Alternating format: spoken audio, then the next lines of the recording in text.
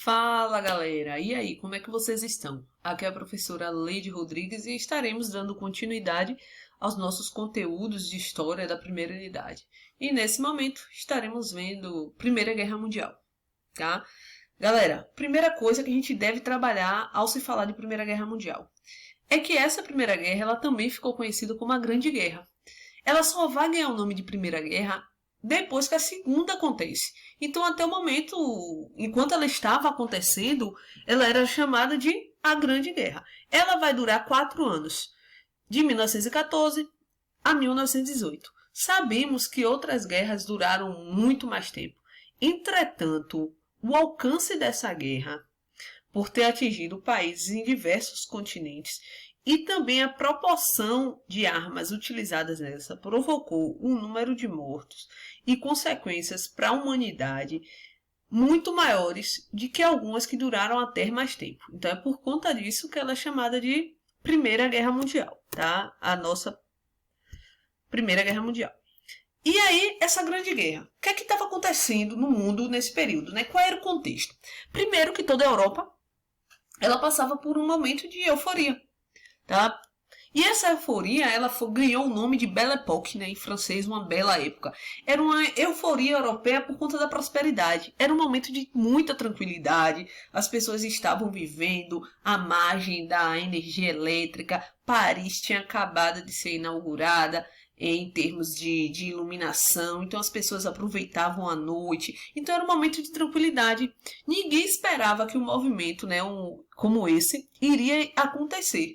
Então estava vivendo esse momento de prosperidade. A Europa, galera, ela foi o centro, tá? Ela era centro do mundo no período e ela também foi o centro dessa barbárie. Entretanto, a gente precisa estar sempre salientando que ela não é uma guerra que vai ficar exclusivamente na Europa. É uma guerra que vai acabar atingindo outras nações em outros continentes. E quais os fatores, né? Quais as motivações? O que vai provocar essa guerra? Primeira coisa, entendendo o contexto, a gente vai perceber que o mundo estará vivendo a segunda revolução industrial. Na primeira Revolução Industrial, a gente vai ter a Inglaterra no topo do mundo. A Inglaterra vai dominar não só o processo de produção, bem como o processo também de controle, de venda desses produtos. Quando a gente passa por uma segunda Revolução Industrial, a gente não vai ter apenas a Inglaterra trabalhando, né, produzindo, buscando vender seu produto. A gente vai ter outros países entrando nessa disputa. Então isso vai gerar uma concorrência. Gerando a concorrência, a gente vai ver diversos países buscando dominar países ditos como menores para poder retirar matéria-prima e também porque eles queriam o mercado consumidor desses países. Isso vai gerar o que chamamos de imperialismo, né? A construção dos grandes impérios. E de que forma se dá essa construção dos grandes impérios? Através da expansão territorial. A riqueza do país ela era marcada principalmente pela expansão do seu território.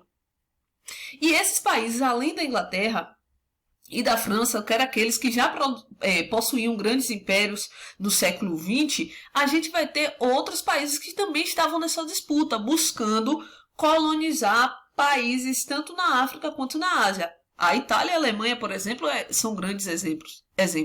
Então a gente tem, olha, de início a Inglaterra, logo em seguida a França acompanha ali no processo de construir impérios. E aí quando chega no século XX, que o Eric Hobsbawm vai trazer, o grande historiador, ele vai trazer o século XX como um período de grandes revoluções. Olha, a Itália e a Alemanha, eles acabam entrando nessa disputa. Essa disputa buscando países na África e na Ásia. Então, isso aí, o imperialismo também é um fator que vai servir, né, de pólvora para que a grande guerra ela ocorra. Outro fator, galera, é o seguinte, a corrida armamentista. Os países estavam se enriquecendo. Olha, os caras estão dominando, os caras estão conquistando o território, estão se fortalecendo. Vamos comprar arma. Os caras começaram a produzir e comprar muito armamento. Com aquela ideia, olha, estamos comprando armas para nos proteger, para nossa segurança. Fiquem tranquilos, nós não iremos utilizá-la em guerra, é só em caso de extrema necessidade. Reflitam, galera, acerca disso. Os caras estão se armando, começam a correr, comprar armas, mas eles estão dizendo, olha, a gente não vai, é só para proteção, não é para utilização. A verdade é essa. Na prática, a gente vai ver que isso não funciona. Que quem está comprando uma arma, com toda certeza, tem a ideia de um dia utilizá-la. E aí, galera, quando esses países estão comprando uma arma, começa a surgir as políticas de aliança. Os países começam, né, um se juntar com o outro para, olha, se proteger. Se o país tal, né, mexer com o meu, com o país que é meu amigo, a gente pode ir lá se juntar, se fortalecer e tentar derrubar. E é assim que ocorrem as políticas de aliança. Nesse período, na Primeira Guerra, isso é muito importante, tá? Anotem isso aí, isso é bem bacana. É entender que ocorreram duas políticas de aliança muito famosas, que serão os blocos também da guerra, né? As duas gangues, digamos assim. A primeira, Tríplice Aliança, que também pode aparecer nas avaliações de vocês como potências centrais. E a Tríplice Entente. Então, quem participava da Tríplice Aliança? No início da guerra, a gente vai ter a Alemanha, a Itália e a Áustria-Hungria, que também pode aparecer como o Império Austro-Húngaro, tá? E a gente vai ter a Tríplice Entente, Inglaterra, França e Rússia. E a partir de 1917, a gente vai ter uma modificação aí nessa Tríplice Entente. A Rússia sai e a gente vai ver a entrada dos Estados Unidos e também do Brasil. Lembrando, não é porque a Rússia sai que os Estados Unidos entram. A Rússia estava passando pela Revolução Russa, que por sinal é o nosso próximo conteúdo, e a Rússia vai sair por conta disso, questões internas. E aí os Estados Unidos entram. Então esses dois grupos são formados e mais adiante eles vão se enfrentar. Lembrando, galera, que nesse momento nós não estamos falando de guerra ainda, estamos falando de contexto. Eles se organizam para se fortalecer politicamente, economicamente, enfim. Eles estão apenas se organizando, mas calma, eles não estão pensando em fazer guerra, né? Outro fator a gente vai ter para a guerra é o nacionalismo. Qual é o nacionalismo? Esse é o nacionalismo da gente ir vestir a camisa no período de Copa do Mundo? Não, galera.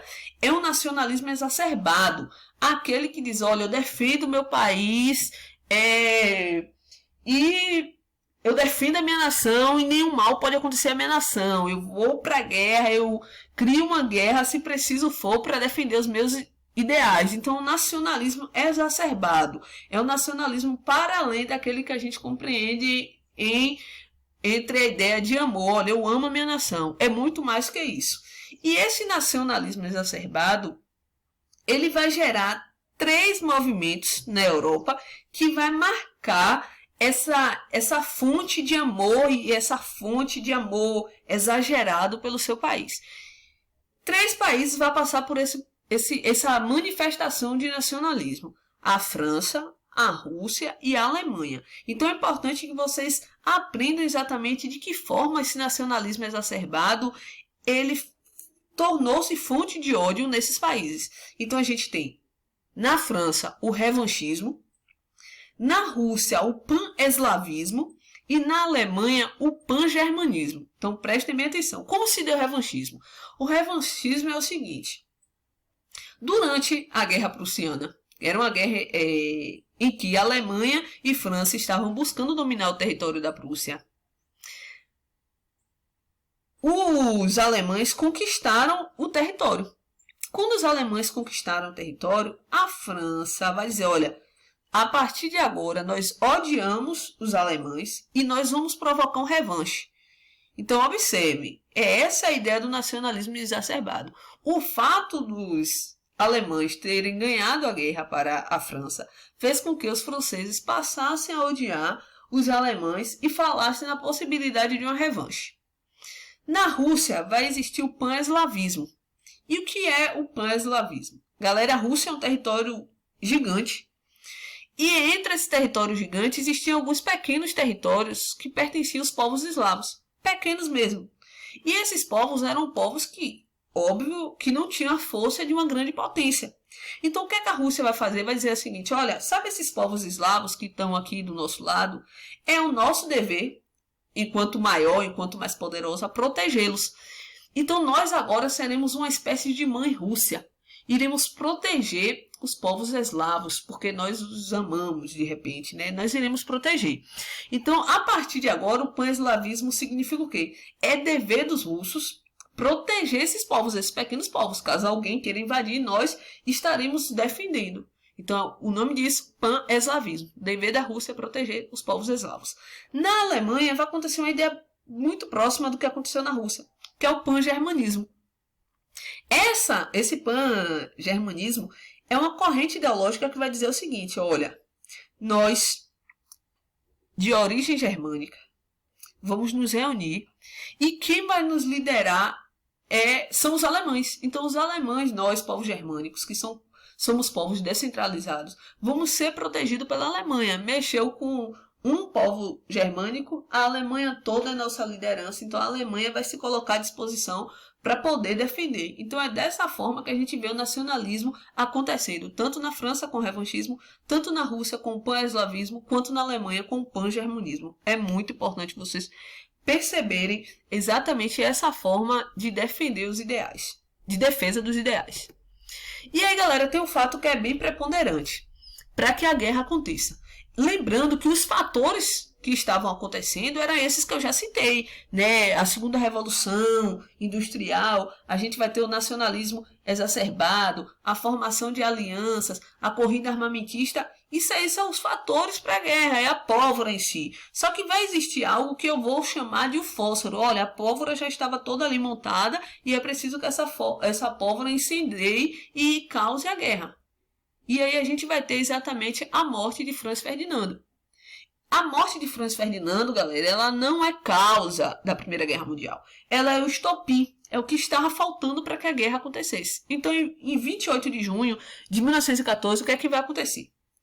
O arquiduque Francisco Ferdinando, ele e sua esposa, que eram herdeiros do trono austríaco, eles vão ter a capital da Bósnia, que eles tinham acabado de conquistar. Então, eles vão conhecer, né, a capital da Bósnia que eles tinham acabado de conquistar. Quando chegam lá, eles são assassinados. Então, eles passeando em um carro, né, aberto, eles são assassinados. Quem matou o casal de herdeiros foi um estudante sérvio que pertencia a uma organização chamada Mão Negra.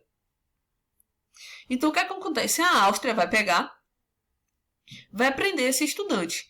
E vai descobrir que esse estudante ele tem relação com a Rússia. Olha só, ele não é russo, tá? Ele pertence à Sérvia, mas, entretanto, ele tem ligação com a Rússia. Então, o que a Áustria vai fazer? A Áustria vai declarar guerra à Sérvia, porque o estudante era sérvio. E vai dizer, olha, Sérvia, ou vocês rompem com a Rússia, ou então a Rússia vai sofrer as consequências. Então, é isso aí que vai ser o primeiro desdobramento. Então, olha, o estudante que matou o herdeiro, ele era sérvio, só que esse estudante tinha relação com a Rússia. Então, a Áustria prende o estudante. A partir do momento que prende o estudante, vai dizer, olha, ou a Sérvia rompe com a Rússia, né, ou há um rompimento, ou então nós também vamos declarar guerra à Rússia. Então, a Áustria declara guerra à Sérvia no primeiro momento, 1º de agosto de 1914, e vai ameaçar a invasão da Rússia. Então, como é que se dá esse início da guerra? Prestem bem atenção. A Áustria declara guerra à Sérvia, porque o estudante que matou o herdeiro, ele era sérvio. A Sérvia era aliada da Rússia, então, olha, não precisou nem a Áustria invadir a Rússia, porque a própria Rússia vai lá e declara guerra à Áustria. Só que a Alemanha, lembra lá da política de aliança da Tríplice? A Alemanha era aliada da Áustria, então a Alemanha vai lá e declara guerra à Rússia. Galera, prestem bem atenção, estamos falando de política de aliança, mexeu com um, mexeu com todos. Olha, mexeu com meu amigo, a gente vai entrar, ainda que o amigo seja só por questões econômicas, a gente vai entrar. Só que a Alemanha vai fazer uma loucura, que na verdade é o seguinte, a Alemanha, ela vai tentar invadir a França, porque a França era aliada da Rússia. Então, o que ele vai fazer? Para tentar invadir a França, eles vão passar pela Bélgica, só que a Bélgica era território neutro, a Bélgica não estava nem de um lado e nem do outro. Quando a Alemanha invade a Bélgica, galera, a gente pode considerar o início da guerra. 1º de setembro de 1914. Lembrando que a primeira invasão foi em 1º de agosto, mas o início da guerra só vai se dar em 1º de setembro de 1914, quando a Alemanha invade a Bélgica, que é um território neutro. Vamos parar, dar uma respirada, beber aquela água e a gente já volta com a segunda parte. Esse momento é bem complicadozinho, mas a gente vai dar conta, tá? Valeu, galera. Nos vemos na segunda parte.